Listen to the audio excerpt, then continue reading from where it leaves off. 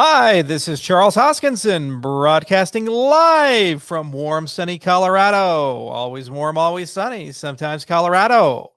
The topic of the day is regulation. Regulation is coming. It's kind of like winter is coming. Although I hope this one has a more satisfying ending than Game of Thrones. So, Fox News breaking report. Let me read off the tweet for you guys. Exciting tweet. Exciting tweet. It says, according to Chris Gasparino, Joe Biden administration is in early stages of developing a regulatory approach to the booming crypto biz, sources tell Fox Business. We'll discuss with Liz Klallman and what's being kicked around, re-regulation, SEC enforcement activities, and the possibility of a Bitcoin ETF. Okay, so here's the long and the short. There is no reality that a government as regulation friendly as the United States government will allow an industry with a market capitalization of over $1 trillion to be unregulated or to live in this weird gray area of enforcement. The only reason why we haven't already seen comprehensive regulation in the cryptocurrency space is because of the political molasses of the last 5 years, 6 years of Washington. Nothing is getting done. And people have been fighting about everything from healthcare to immigration, and there hasn't been party unity. If we had a different Republican president in 2016, there would have already been regulation. Trump was just an anomaly and had different priorities and focus, and as a consequence, they didn't get around to it. If it was Jeb Bush or someone else, regulations would have been passed in the first 2 years while the Republicans maintained control over the House and the Senate. What does that mean? It means that Biden, as a creature of the swamp, he's been in Washington for over 50 years. He knows where all the bodies are buried. He knows how to pass legislation. And if you look at how he's been approaching things, he's been very systematic. The last stimulus bill, I think, was $1.3 trillion, passed without a hitch. He's negotiating hard with Joe Manchin right now about the infrastructure bill. There's a very good possibility that's going to pass with the $2 trillion he's asking for with some mild concessions. Looks like they'll get a 25% corporate tax rate instead of a 28%, but preserve the offshore 20%. After that happens, the very next thing they're probably going to go after is a tax increase for individuals, not corporations. And it's very likely that they're going to push cryptocurrency regulation in that bill as a consumer protection package. Just like with infrastructure, they've rolled some parts of the Green New Deal in it. It's very likely that that's going to happen. Now, what is causing the urgency here? The NFT revolution, the rise and soon to be fall of Dogecoin, these types of things, and the DeFi push that's occurred. It's creating a perception of Ponzi-like trading behavior, where a copy of a copy of a copy can have a $5 billion valuation, where people overnight are becoming fabulously wealthy. And the only way they can realize that value, where many retail investors come in and purchase their tokens with the hope that the next group of people coming in will purchase their tokens for an even greater price. That's where our industry's at in many cases for many products, especially when we talk about products that are obvious copies of other products having high valuations. This is not normal for markets. There's an enormous amount of just craziness. Doge in particular, 94% of the supply is controlled by the top 1%. Every minute, over $4,000 worth of Doge is just printed out of thin air. I believe 2.2 billion per year. And permanently, it's persistent linear inflation. 10,000 tokens are produced every minute. There's no use and utility. There's no real development team. There's no vision, mission. There's no goal to go and do something over a 5 or 10 period. There's not this notion that people are buying a philosophy and they hope that that philosophy will be realized. It's really just, we're going to push it to $1 so we can all get rich. Well, tell me, who's in a better position to sell? The retail investor who's doing it on a cell phone app, or the insider who's well connected to the markets, who has a large position and can trickle sell it as it hits certain major market milestones? Whenever you see market patterns like that, what happens is the regulator gets involved because they feel they have a moral responsibility to get involved. If you doubt me, look what they did with GameStop and look what they've done with these other things. The reason they have yet to do so is because they're working systematically through. COVID relief was the first part of the agenda. Infrastructure is the next part of the agenda, and corporate tax reform. And the next thing will be personal tax reform. And because Georgia gave 2 senators to the Democrats, we're now in a position where they can run on party lines. And because there's that unity in the House for the Democratic Party, there's a very high possibility that these things will pass. The other thing is Gensler, as new chairman of the Securities Exchange Commission, has a history of being very proactive with enforcement from his prior time, and I believe it was the CFTC. And he understands our industry exceedingly well. He taught a class at MIT about cryptocurrencies. So the SEC is in a position where they, through enforcement and through soon regulatory mandate, will be in a position to be much more active on enforcement towards things that they feel are wrong. It would not surprise me that DeFi is the very first target of that enforcement, along with FinCEN and other branches of the Treasury Department. Because if you look at the utility of these things, what they're actually doing, they are right now standing in place of regulated organs in the market. Now, this is not an endorsement of this behavior. I'm not saying I agree with it. I'm not saying it's a good thing. I'm not saying it's going to help us all and it's good for retail investors and this is great. What I'm saying is this is rhetoric. This is history. This is how these markets tend to act.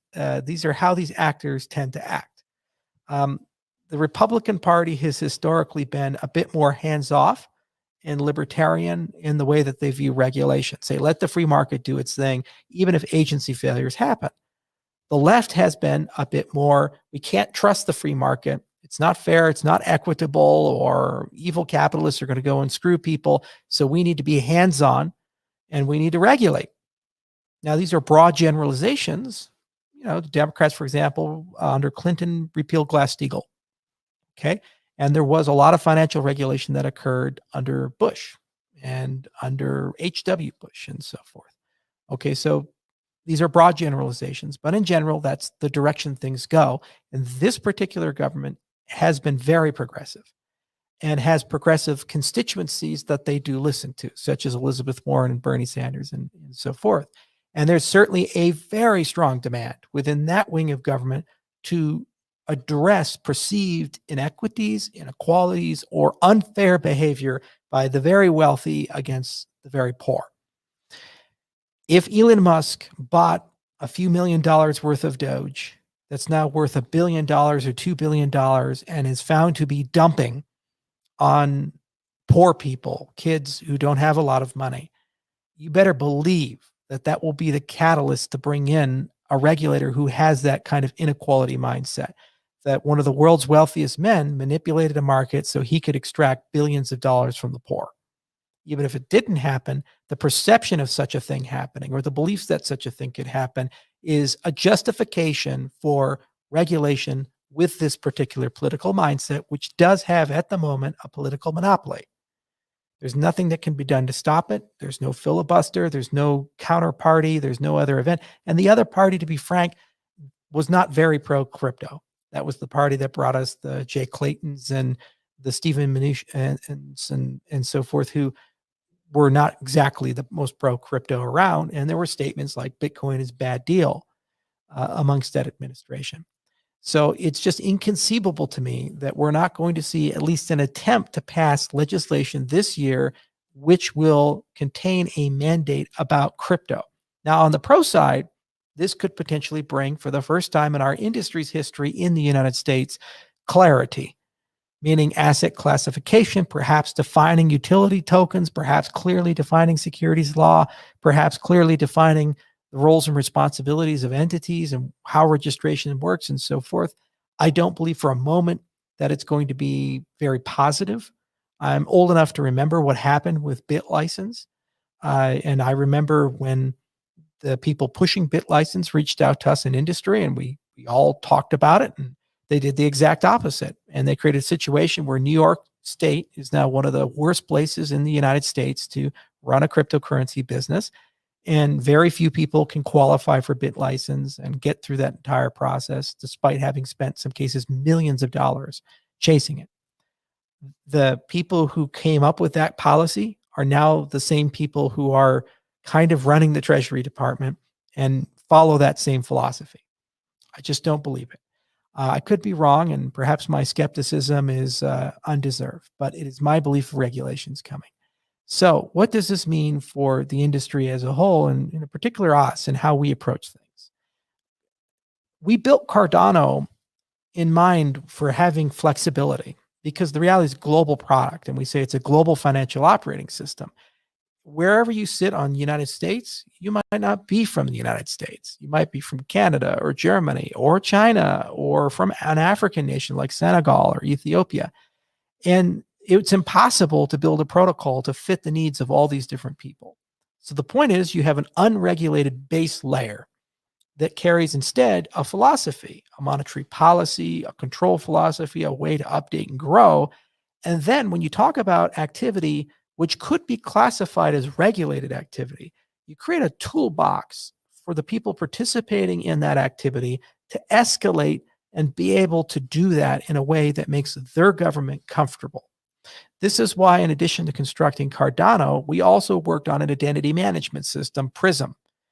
And we worked on the standards process, DIDs, and we built all kinds of cool things and designed this to scale and enable KYC and AML. So what does it mean? It's when you issue a DApp, when you create a transaction, at some point in the life cycle of Cardano, hopefully soon, you'll be able to integrate DIDs into that. And those DIDs, you can go to a KYC entity. It might be a bank or an exchange or an independent company like Acuant, and you'll be able to upgrade that DID to carry an identity with it that's verified and a regulator would be okay with. And you can encrypt it and store it privately. You can leave it decrypted and store it transparently. And you can use it to sign transactions, sign metadata payloads, sign addresses, and so forth. That is compositional. Once you have that capability, you can talk about regulated DeFi. For example, you can talk about a DEX where all funds that enter come from authenticated addresses or whitelisted addresses or so forth. In addition to that, we built our governance system to be flexible. So right now it's focusing on ADA and the evolution of Cardano. But if you create a native token and you issue that native token on Cardano, at some point in the life cycle, you'll be able to take that and have a voting system just like ADA has a voting system. So instead of trying to figure out how to build a DAO or decentralization, you get it right in day number one. And the holders of it can control the fate, evolution, and purpose of that. In addition to that, we built a metadata standard that's been alive since December. And that metadata allows you to embed hashes representing contracts, representing commercial understandings, other such things, pointers to off-chain artifacts that can assist in the escalation of regulation. Again, I can't predict who you are, where you're using this. It's my job as an architect of a system and as a designer to kind of imagine a toolkit. Now, the one good thing from regulatory clarity is it gives me business, regulatory, and technical requirements for the future editions of Cardano. And it's my belief that we can find creative ways of complying with whatever is coming that can still potentially preserve privacy and potentially preserve autonomy. The worst case scenario would be the evolution of a system where everything is centralized and a regulated financial institution has to control your money and has to control your autonomy. I think this would be one of the most damaging and catastrophically terrible outcomes for our industry. And there is a chance that that could happen. And as we get closer to whatever proposed legislation comes, if it's clear that that legislation is being written in that direction, we will do everything in our power as a company to lobby against such things from happening and try to rally the industry to lobby against such things. Unfortunately, despite the fact that the entities in our industry have made, in many cases, billions to tens of billions of dollars in the last few years off of the markets, many entities in our industry spend exceedingly low amounts of money lobbying against bad legislation or trying to interface with regulators. Now, there are some exceptions to this that are noteworthy, but for the most part, it seems to be an activity that they're either not interested in or an activity they don't think is important, as if no one listens. Meanwhile, the industry we seek to replace, the legacy financial industry, has line items allocated billions of dollars every year for lobbying, campaign financing, uh, kind of backdoor stuff where these regulators, when they leave, they enter private industry and they end up working for these banks. For example, the current Secretary of the Treasury, I believe, received $7.1 million from industry after leaving the Federal Reserve System. So money talks. And if our industry underspends or undervalues lobbying and undervalues representing our industry's need and interests, we can only expect that the outcome is the only group of people that the politicians are going to listen to are the people who are spending. So in lieu of that, you, the people, if you're in the United States, can at least let your voices be heard. So I suspect legislation, when it comes, will not exactly its first instantiation be very favorable. And we'll probably publicly lobby and in many cases ask for your support to let your congressman, senator know that we think that this is counterproductive for innovation and counterproductive for our industry as a whole. But let's be clear here. This is not coming unprovoked, and this is not coming as just out of nowhere. There has been bad behavior in our industry. Market manipulation, unstable exchanges, lots of insider baseball, things like Dogecoin massively appreciating. And in the NFT marketplaces, there's a lot of evidence that these are inside bidding, where basically people are bidding amongst themselves to inflate the prices or create assets with artificially high prices. This is behavior of an unregulated financial market. We saw this exact same stuff happen in the 19th century during the baronial age, and it led to the Knickerbocker crisis in 1907. And then because there wasn't a proper response, it led to another collapse in 1929, which led to the creation of the Securities Exchange Commission in 1933. And so the pendulum tends to swing too far in the other direction when it's too far in this direction. And it is my belief it is going to happen in that way. So the next 6 to 12 months are going to be very interesting, and they're going to be a little rocky in my view. And I do believe that regulation is coming, and I do believe clarity is coming, and assets are going to be viewed very differently in 2022, 2023. And it doesn't surprise me at all to see breaking news that something is being proposed. And unfortunately, because there's a political monopoly, there's no way to negotiate this if one party is aligned. So the best that we can do is build a better toolbox for compliance. And the best we can do is to try to lobby for this industry to continue thriving. I do believe that despite what America does, crypto is still going to be crypto.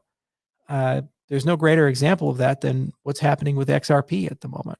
Despite the fact that Ripple is being sued by the Securities Exchange Commission for an unregistered security, the network is still running and billions of dollars of XRP are still trading, deals are still being made, and infrastructure is still being deployed. Ordinarily, when such an event happens, the entire ecosystem rolls up and collapses for fear of the custodial entity disappearing. But that has not occurred in that case. Now, Bitcoin is 10 times larger and has a 10 times larger ecosystem. So if very counterproductive negative regulation comes, that network is still going to function as it's written. All it means is my life as an American entrepreneur is made considerably more difficult. And my country is now left behind in one of the greatest innovations since the creation of the internet. And we'll just have to sit on the sidelines as a country and watch other countries exceed. This is one of the reasons, for example, why we're so committed to Africa, because as a whole, that continent is committed to change.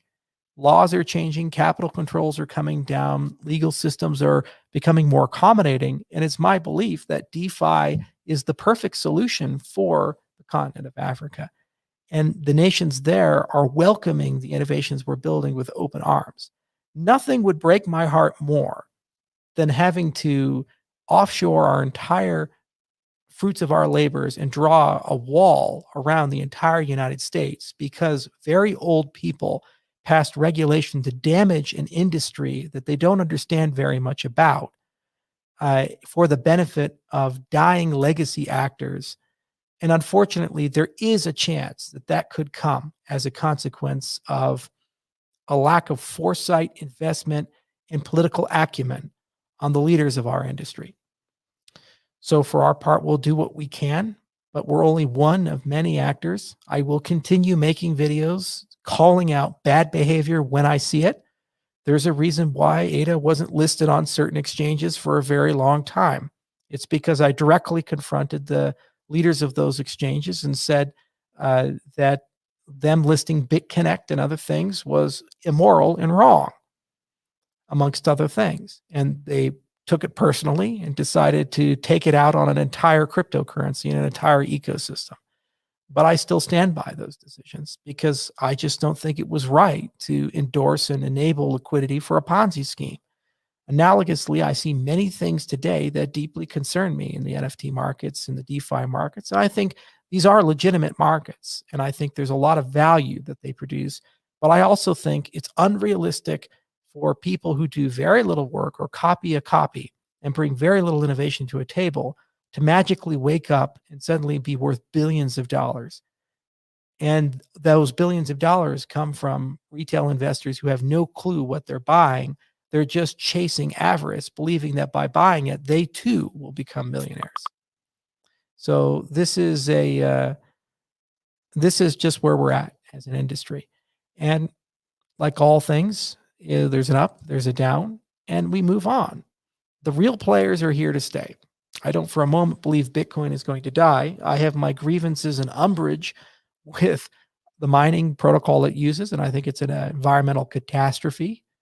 And we as a company put our money where our mouth is. We spend millions of dollars every year in research and development trying to innovate our way out of such a regressive model. I don't for a minute think Ethereum is going to go away anytime soon or any of these other entrenched actors. I think they'll be around in the next 5 or 10 years. And I believe they all bring a lot to the table in that respect. But I do believe that some of the excesses in the layer 2 and some of the excesses in the dApp space and some of the behaviors of leaders in key pieces of infrastructure have been counterproductive for the growth, success, promise, and optics of our industry. So that's all I got to say about this. I'll, of course, make more videos as more things materialize. But I figured I should just put a little asterisk on my Doge commentary.